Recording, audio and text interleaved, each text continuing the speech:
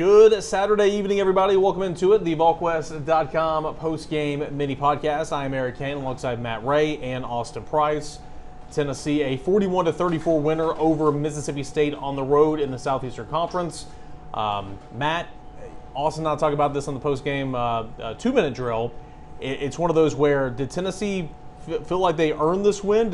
Earn the win, yes. Okay, deserve to win, probably not, but it don't matter. You win on the road, you never apologize. You got 2 weeks to go back, and much better to be 4-1 than 3-2.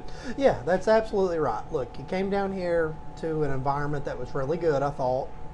White out, those cowbells are loud. You faced a lot of adversity early, muff punt. I mean, you know, gave Mississippi State an prime opportunity early on, and you just found a way. It felt like there were times where those road games that get brought up where Tennessee just couldn't find a way. South Carolina, Missouri, and you're sitting there like example. Yeah, and you just kept seeing those things continue to come up, but this time they found a way. You know, so as much as people want to talk about those games and the way that they didn't go Tennessee's way, this time they found a way, and that's some growth and maturity inside the program, and a lot of guys, upperclassmen especially, helping to make those plays down the stretch that proved pivotal. No doubt. I mean, Austin, again, we can go about. I mean, hell, at the halftime, I tweeted about 4 of them, and I put on the board about 4 ways Tennessee trying to lose this game. They did this, the muff punt, all that. But you and I talked about it. As frustrating of a night it was defensively, give up a lot of points. They could not tackle the ball carrier. Fluff Bothwell just drilled them. You made plays. You went out there and you had the scoop and score touchdown. You went out there and you had the 2 defensive touchdowns, and you made plays just like in the Syracuse game. And Tennessee got after Blake Shapen when he dropped back to pass. They did. They got after him. They got gashed for the first 3 quarters, but in the fourth quarter and overtime, Mississippi State ran for 18 yards, Eric. 18. They made adjustments to help them win the game. They got whatever was their kryptonite the first 3. They got rid of the kryptonite, and they were Superman in the fourth and overtime, especially down there inside the 5 after Mississippi State threw a pass to another receiver, and it missed him, and the other guy just happened to be there. That was not intended to him to get there to the 5-yard line. No. But Tennessee stepped up. The whole thing going through my mind down there at the end, I kept remembering Daniel Batuli against Kentucky, and Xavier Mitchell against Southern Miss, 2 times that Tennessee found ways to win down near the goal line defensively late in the game. Georgia Tech. Yeah, that was another one. Yeah, Daniel Batuli there too, right? Yeah. But yeah, I mean, no, that was Taylor. Sorry, go on. Yeah, Daryl Taylor. Go on against Georgia Tech. But either way, like just really impressive the way they found a way to win. And you're right. I mean, like, people are going to say here, and they're going to, oh my gosh, it's Mississippi State. Oh, it's a win, man. It's kind of like we were talking about Mississippi State coming in. They couldn't find a way to be 4-0 a year ago. Tennessee couldn't find a way to win a game like this a year ago. They found a way to win tonight. Not able to run the ball, not able to stop the run for the most of the game, and they gutted through it and found a way. You know, it's funny going to your fourth quarter and overtime rushing stat. Really, it was only one game. It was Bothwell that they couldn't tackle. Booth, 17 carries, 58 yards. I'll take that every day of the week. Bothwell, 23 attempts, 134 yards, and two scores. Yeah, big boy, that's not very good. He averaged about 6 yards per play. Joey Aguilar, I would say very much a so-so game. You look down at the stat sheet, Matt, 335 yards, had a touchdown, 2 picks. He said in postgame, and I agree with him, right? I mean, he said in postgame simply ball placement's got to be better. Josh Heupel said that one of the ones were kind of thrown more inside. Both of those could have been caught, but nonetheless, 2 picks. Some of those he just flat out missed. There was some miscommunication, but as Austin and I pointed out, man, you look down the stat sheet, 335, a touchdown, had a rushing touchdown. The dude gives you a chance to win, and he scored the game-tying touchdown right before overtime on his legs, and that was good to see. Yeah, and I mean, Austin mentioned this before we come on here. If Mike Matthews catches that deep bomb and Chris Brazzell doesn't, what? You want to talk about that right now? Or remind me. Let's talk about that play. Yeah, that offensive PI. I mean, if that doesn't get called, which it was an offensive PI, I mean, he has a day. He throws for over 400 yards, but easily. At the end of the day, just for Joey, he just doesn't seem to get impacted by a lot of those things. He just seems to bounce back. I mean, I was standing there with Austin late in that game, and he went back over the middle to Miles Kitselman on the game-time drive, and I said, that took a lot of trust. Yeah. So it's. I mean, they go way back, right? That's a joke. Yeah, 5 months. Yeah. But it speaks to what they're able to do, and it just feels like this team in particular has been able to find a way to pick itself up off the mat and win ball games. But you're right, he gives you a chance to win. These receivers, had some drops, found a way to bounce back. Braylon Staley drops the punt, had another drop that I thought he should have called on third down on the next drive. Dropped a screen in the backfield, and the ball was a little out in front of him because it had his hands on it. But a huge play on the game time drive, where Joey rolls out, ball short of the stick, Staley gets hit, and he keeps fighting and pushes forward and gets that first down. So just some of those things that you see. It would have been pretty easy for Mike Matthews not to come back from that drop, but he came back and had a really strong second half. Had a 100-yard day. Yep. It's one of those things where, like, we talked about Brazel last year, to where, like, he would have a drop or not a good game, he'd get in his head, and then, like, he couldn't climb out of that hole because there were other options. With Mike Matthews, Braylon Staley, Chris Brazel, there's one freshman waiting right now, usually two, but there's one freshman. Like, you're going to go back out there regardless. Yep. So I had short-term memory, all that stuff. Mike Matthews, couldn't have thrown a better ball. Just a walk-in touchdown there that was dropped. Dropped another swing pass. Dropped a swing pass. And then, to your point, to where the numbers could have looked so much better for Joey if these would have went his way. In real time, the Chris Brazel offensive pass interference, and me and Grant were like, oh, that's penalty, okay, easily. From where we were sitting, it looked like obvious pass interference. Look at the replay. That was not offensive pass interference. Because you look at the replay, look at different angles, not offensive pass interference at all. And what was interesting was it was not the official sitting right there on it. It was a one way for the way far that happens. away. That happens. So and then they got together and talked about it. And nobody has in the away in what would be the away stadium for when you're calling it on at Mississippi State. The easiest way to put this, at Mississippi State, those guys didn't have the guts to pick up the flag. That's like right. They should have picked up the flag. It wasn't pass interference on Mississippi State, but it certainly wasn't pass interference against Tennessee, and they didn't have the guts to say there was nothing there. Yeah. And again, I'll say because they this. stood over there and talked about it for 2 minutes, and then they come out and called it. It was just a gutless call. And that's what sucks, because they couldn't look at the replay there, because at first glance I thought it was too. Yeah. But replay clearly shows it was not. Gutless, just gutless. Listen, you have to like what they're doing offensively, though. Again, they moved it a lot between the 20s tonight. They only had 2 offensive touchdowns. It was not their best night. Peyton Lewis, I thought his pass pro really just blew the game all to pieces there, because Tennessee was getting ready to go, I think, 2 scores by like 10 points. Yeah. They were up 3, and what happened? He whiffed pass protecting.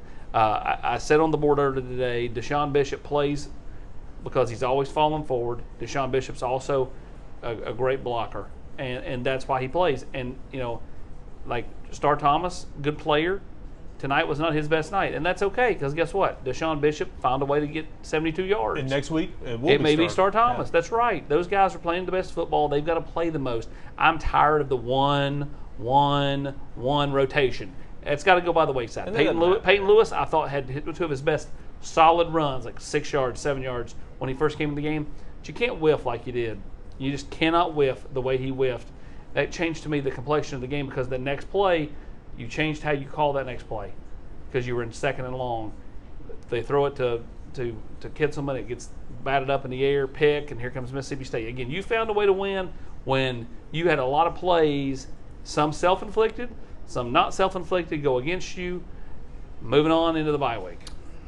Let's talk about some more of the negatives. Again, Tennessee finds a way to win, but there are probably more negatives from this game than positives, but it doesn't matter in the end.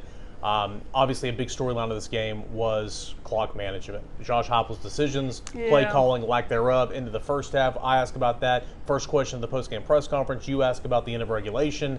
He showed his work. He gave his reasoning. That's fine. We can disagree with it. I still disagree with it. But clock management was a massive storyline in this game. And again, he was calling that last series like he had no timeouts. He had 3. We have seen him steal points at the end of the half before. That didn't bother me. The end of the half, they hadn't played their best. They were tied. They were getting the ball to start the second half.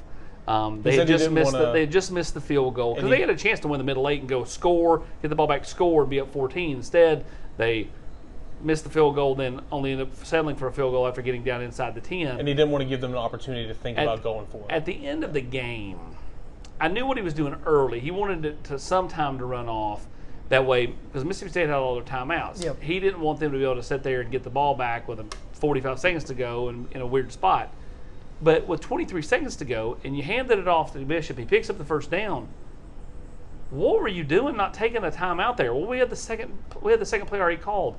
Yeah, but these are still 22 years. This isn't the NFL, where things are like a well-oiled machine. It's better than high school, but it's still not the same. And I guess for me, it just felt like he called it so conservative there at the end. Then it had to settle for a Hail Mary that didn't even reach the end zone. Joey held on to it. He's really good about getting the ball out, except for on the Hail Mary. He was terrible at getting the ball out. And I don't know. Again, they won, but just not the best night running or managing the clock. No, and Matt, I can live. Though it was frustrating to watch, and as a fan, I'm sure it was just like nails to the chalkboard. I can live with before the half, even though it kind of looked bad. I know what he said. The last possession of regulation was so bad. It was so bad. You had three. You called that whole thing like you didn't have timeouts. And Austin Drive, this is not the NFL. Like what are we doing here? There was a play where I forgot which play it was, but Joey Aguilar scrambled around, gained 5, decided to stay in bounds instead of going out of bounds. You still did not call a timeout. Like, from your vantage point down there, I mean, what did you see? Because I thought it was horrible. I thought Jeff Levy did a good job right there before the half of really bluffing hard that he was going to go for it. Yeah. I really did that. I mean, kind of just looking from where I was toward that sideline, I thought he might really go for this right here. And then I thought, but then he kind of clicked on me pretty quick. No, he's going to run the clock down. So I thought that at one point, looking back towards Josh Heupel, I thought he was going to go ahead and burn that timeout and then try to get the ball back. And then I think he was just I think it went through what he said. I think he was content with where it was at, and if they did go for it, then, they were getting the ball half. Yeah, I mean, it was a little bit of a chess match right there. But as much as I hated the time management at the end of the game, I loved the play call when they tried to throw the deep post to Staley. Yes. Because Mississippi State, now that was great defense by the kid from Mississippi State. But made a good play. But I mean, it was open. The kid just made a play. Yeah. Like, I mean, it was. Yeah. I loved the aggressiveness there. So, I mean, again, Tennessee found a way to get a win. You're going into the bye week, and as Eric said on the 2-minute drill, feels a lot different being 4-1 than being 3-2. Yeah, it does. I'd love to see him a little bit in some of those situations. Go to the sidelines to Chris Brazzell. Just throw that comeback, throw that out to the sideline. There was a point in the game tonight where they threw it a few times, and Mississippi State couldn't cover it. So, that's, to me, looking back, Kentucky, when they stole points there, they hit us shot into that sideline, into that boundary.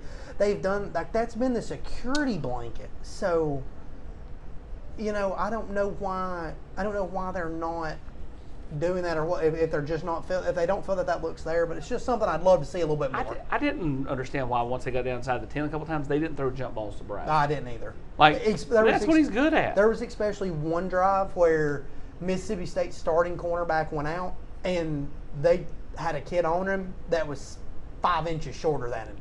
Tossed one up to him. Yeah. I'm looking at the defensive stats real quick. Maybe I missed it. I know he had all things considering, his snaps were reduced, like we talked about, turf toe, Arion Carter. 17 tackles. 17 tackles. 17 Holy tackles. crap. And he made a really good play there at the end on the last play of the game. I continue to go back to what AP said. Caleb Herring had a heck of a game, too. Back-to-back sacks on that one series. That was awesome. Tyree West, Josh Josephs. I mean, they're getting off the edge. Yep. Tennessee got after it, and if Tennessee could have found a lead with 7 to 10 points and forced Mississippi State to throw the football, to your point, Austin, I think it would have been game over a long time before. But not a clean game. Tennessee did everything it could to try to lose this game, but all that doesn't matter. You have a bye week coming up. You get to watch the tape, work on yourself, figure it out. Home game coming up off the bye week. You're going to have to score points against Arkansas, but you get a win. You never apologize for a win. Winning on the road in this league is so incredibly difficult. We talked about it all week long. You got to win in overtime. And how about Deshaun Bishop one last time? Deshaun Bishop, Jack Van Dorselaer, great block. Lance Hurd, great wash down.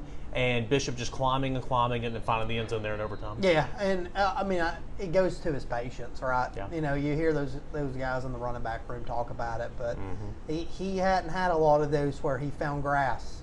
No. It was some tough running.